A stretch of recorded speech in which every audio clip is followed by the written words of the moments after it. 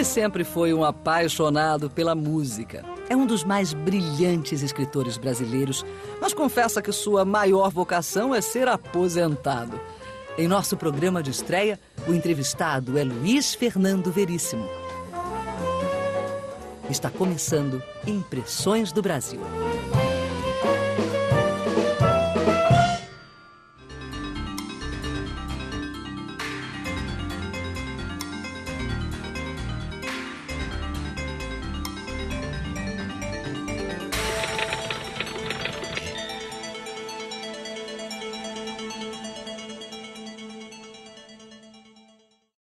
Eu nunca dominei a arte de falar e pensar ao mesmo tempo.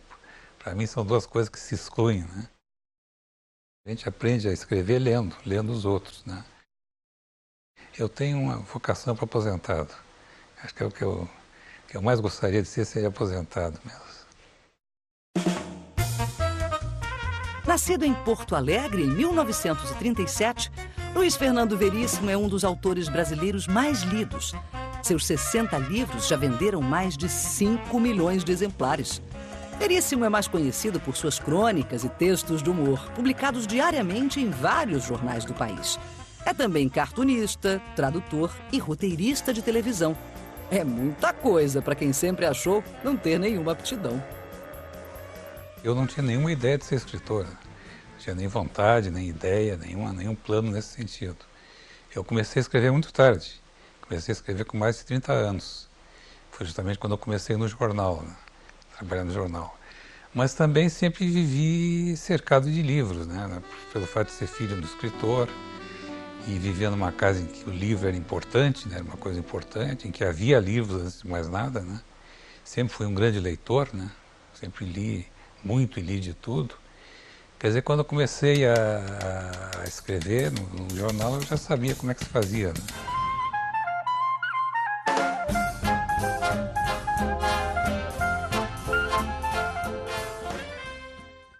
Eu e minha irmã e um primo nosso, Carlos Eduardo Martins, resolvemos fazer um jornal assim familiar, né? Um jornal para a família. E decidimos que o melhor lugar para botar o jornal era no lugar que era frequentado por todo mundo da família, que era no banheiro, ao lado da privada, né? E se chama Patentino, porque aqui no Rio Grande do Sul, privada se diz patente, né? Se chama patente. Porque antigamente os vasos eram importados, acho que da Inglaterra, e tinha o número da patente, né? Patent, número tal. Daí então o nome desse jornal Patentino, que durou muito pouco. O jornal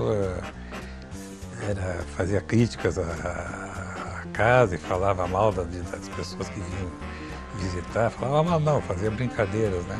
As pessoas que vinham visitar, mas durou pouco então. Na verdade, foi censurado o jornal.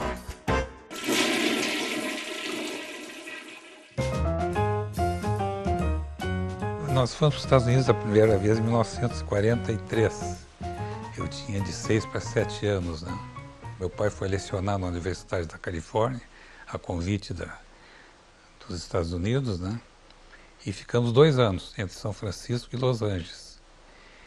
E eu me lembro bem porque era na época da guerra, da Segunda Guerra Mundial, né? E eu fiquei muito impressionado com aquele clima todo de guerra, os filmes de guerra, né? E então eu comecei nos meus brinquedos, nas minhas brincadeiras de garoto, sempre meio solitário, né?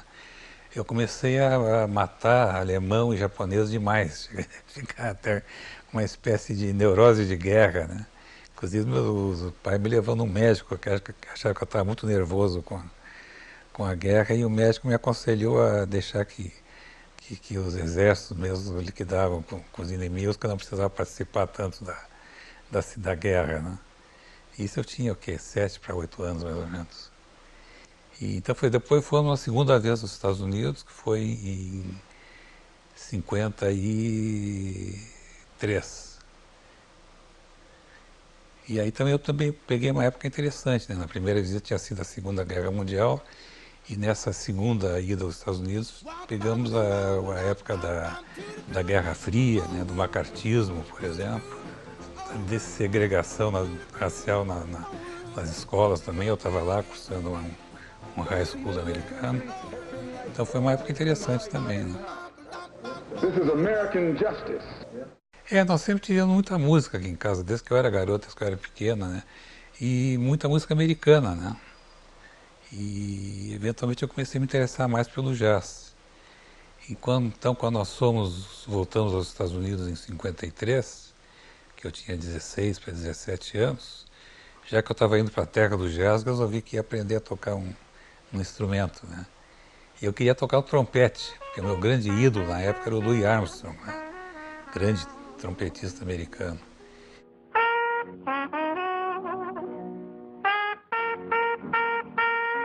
Mas eles não tinham trompete para emprestar no curso que eu procurei, tinha um saxofone, então resolvi que em vez do Louis Armstrong eu ia ser o Charlie Parker, né? Quando nós voltamos para o Brasil, me convidaram para tocar num conjunto que estava se formando, um conjunto de estudantes, tal, que ia tocar em bailes, que se chamava Renate e seu Sexteto. Então começamos a ensaiar os sextetos, só que foram sendo acrescentados, né, foi acrescentado um cantor, crooner, como se dizia na época, né, e outro músico, um ritmista também. Quer dizer que quando o conjunto começou a tocar, se apresentar, já eram 11 figuras. Então a gente dizia que era o maior sexteto do mundo, um sexteto de 11. E esse grupo que eu toco agora, que é o Já 6, também começou com 6, mas depois um teve que sair. Mas nós mantivemos o nome e assim a gente pode se apresentar como o menor sexteto do mundo, né? Pode ser até uma atração de circo, né? O sexteto de 5.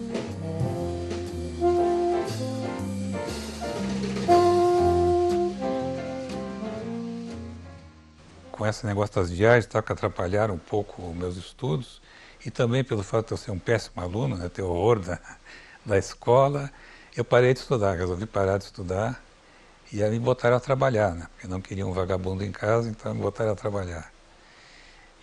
Mas então eu não completei, não tenho diploma de nada. Meu pai tinha uma ligação aí com a editora, tá, era editado pela Globo, e também era uma espécie de conselheiro da editora, né. Então me botaram a trabalhar no departamento de arte da editora Globo. Porque, como eu disse, eu nunca tive ideia de escrever, mas eu tinha um certo jeito para desenho, sempre achei que o que eu fosse fazer seria nesse caminho do desenho, das artes plásticas, né? Então comecei a trabalhar na editora Globo, fazendo capas e ilustrações. E depois trabalhei um pouco na secretaria também da editora. E aí fui para o Rio, resolvi que eu ia seguir caminho para o Rio. Minha intenção, minha ideia era ir para Londres.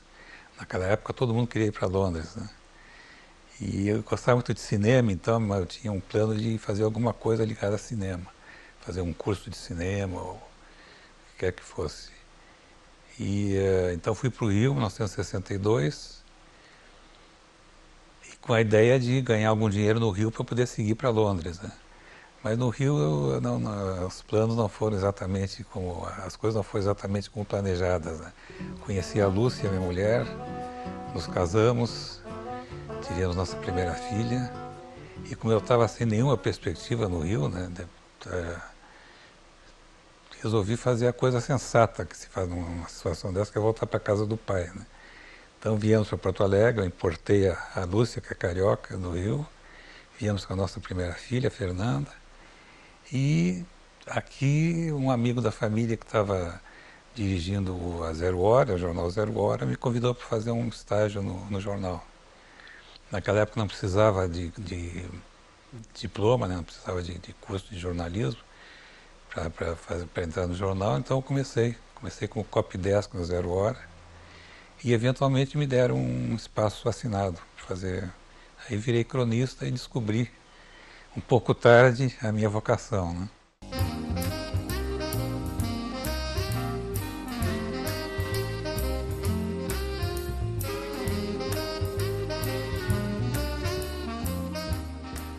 Bom, isso é uma questão que muita gente, né, levanta, se uma coisa compensa a outra, né? O camarada que é tímido, que tem uma certa dificuldade de expressão, como eu tenho, compensa isso escrevendo, né? Quer dizer, diz as coisas escrevendo.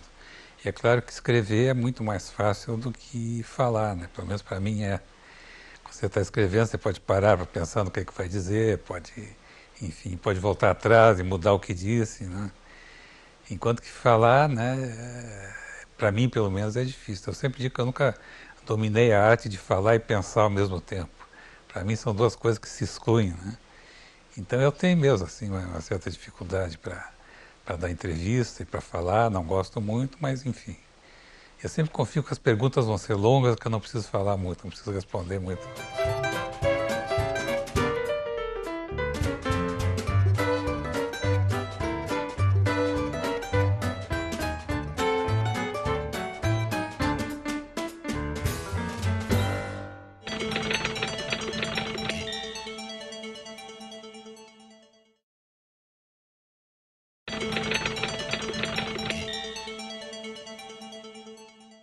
Eu fazia 2 crônicas por semana no JB, continuei fazendo a crônica diária aqui na Zero Hora.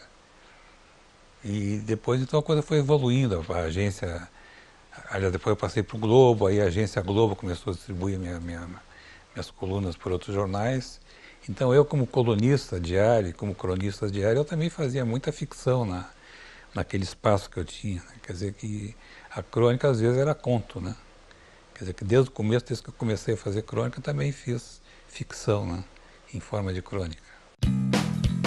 O Ed Morte era uma paródia daquele típico policial americano, né? Da literatura policial americana e do cinema também, o detetive particular e tal, né? Com aquelas certas convenções, né? Que toda o livro sempre começava com ele recebendo uma visita de uma loura espetacular que contratava ele para resolver um caso e tal. Só que no caso do Ed Morte ele era uma versão subdesenvolvida desse típico herói americano, né? Ele nunca conseguia resolver os casos, sempre, quando conseguia, pagava ele com cheque sem fundo. Então era uma versão brasileira subdesenvolvida desse herói, né? Desse tipo de herói. Pode entrar. Senhor Morte? Ed Morte? Não fale. Você leu meu nome na porta.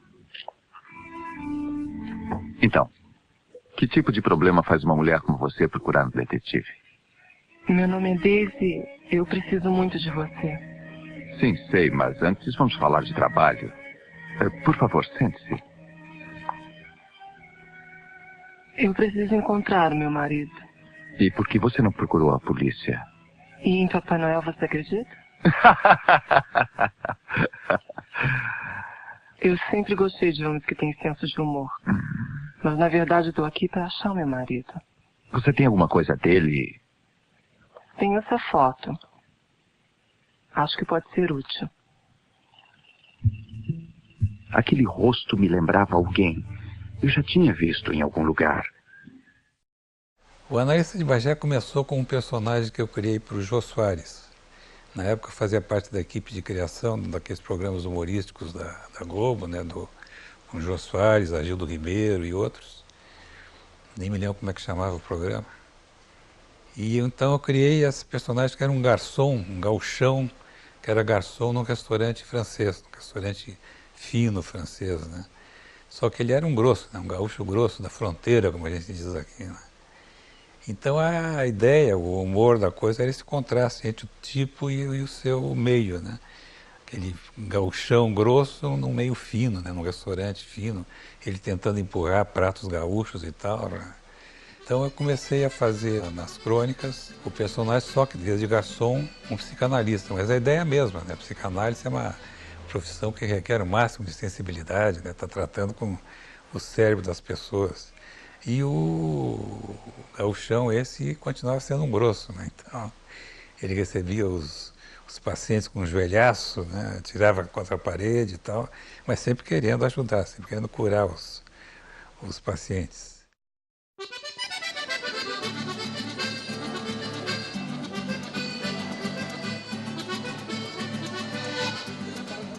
Toda mulher deve lutar pelos seus direitos.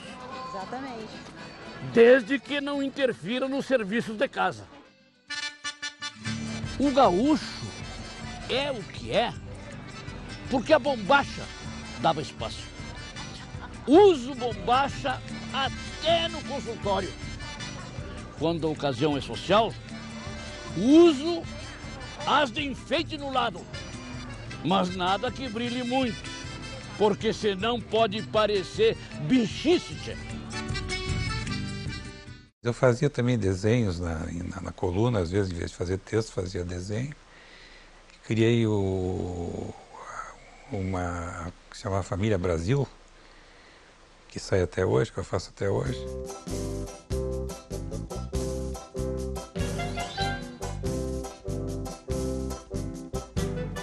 Durante um tempo eu fiz também uma tira das cobras, né? Essa saía diariamente.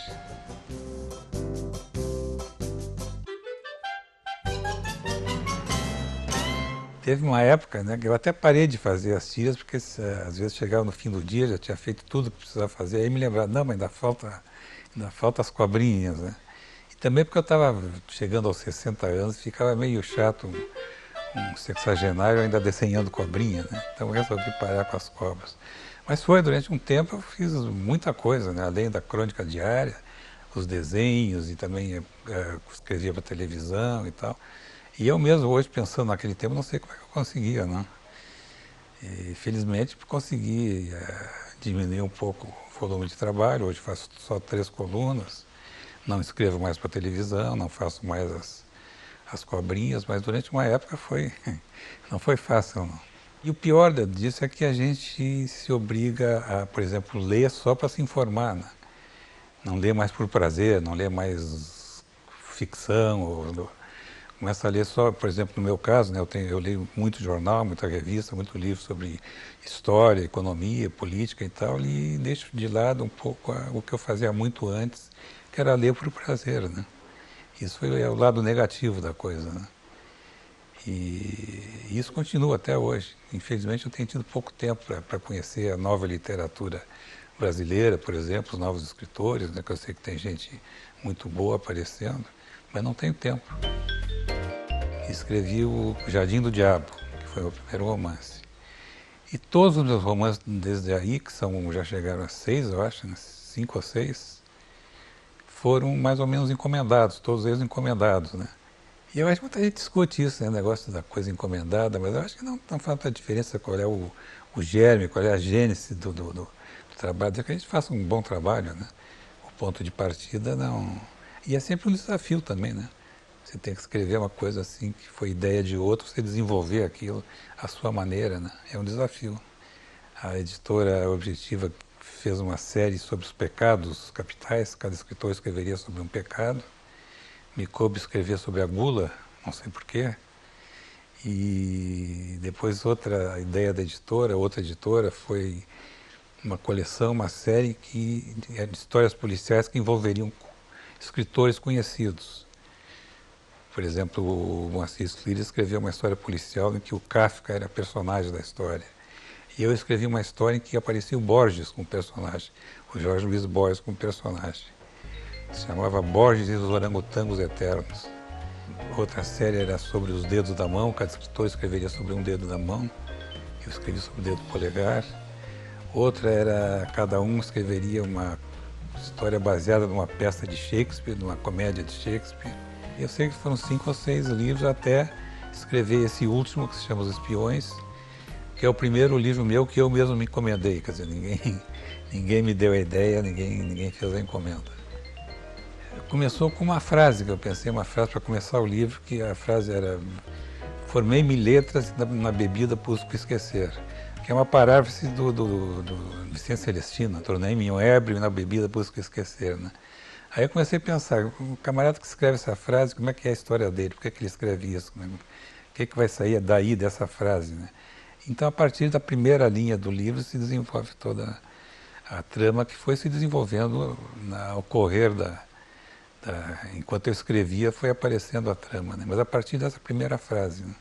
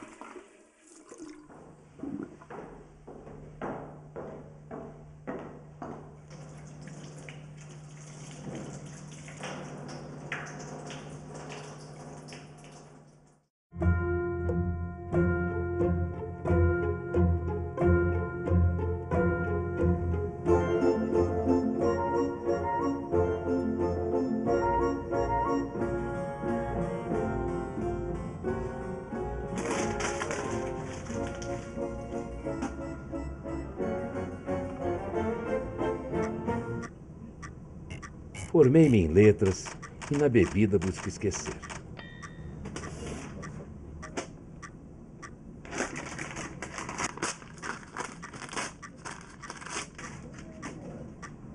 Trabalho numa editora, onde uma de minhas funções é examinar os originais que chegam pelo correio, entram pelas janelas, caem do teto, brotam do chão.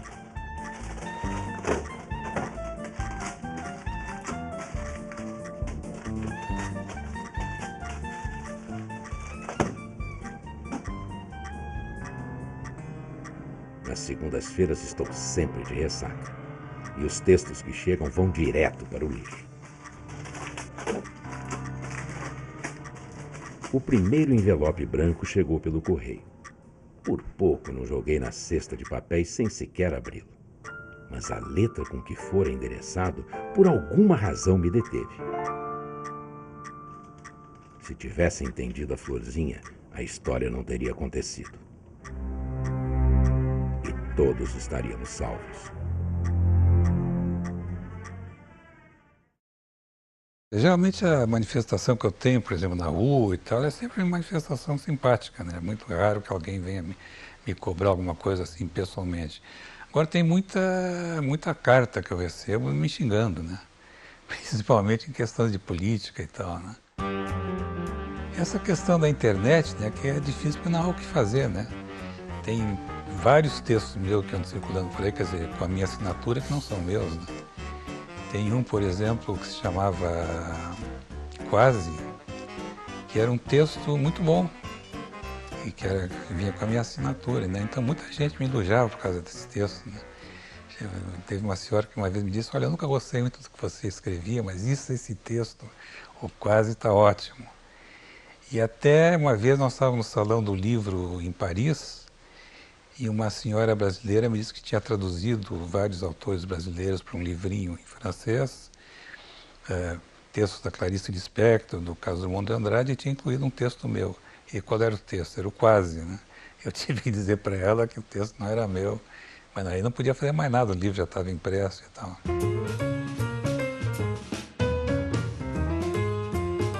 A gente aprende a escrever lendo os outros, né?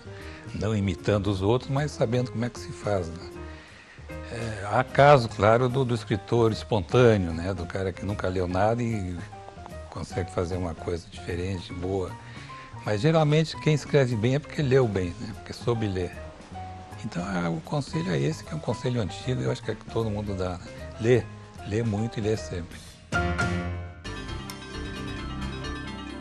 Topógrafo por 2 longos dias, ele fez jornalismo e tornou-se escritor. Lira Neto, biógrafo de Maísa e do Padre Cícero, é o nosso próximo entrevistado. A minha profissão é repórter. Na hora que eu chego no hotel para assinar a fichinha lá, preencher a fichinha de hóspede, profissão repórter. Em todos os meus livros só existe um grande personagem, o poder. Eu não acredito em biografias definitivas. Não existe biografia definitiva porque nenhuma vida cabe inteirinha dentro de um livro.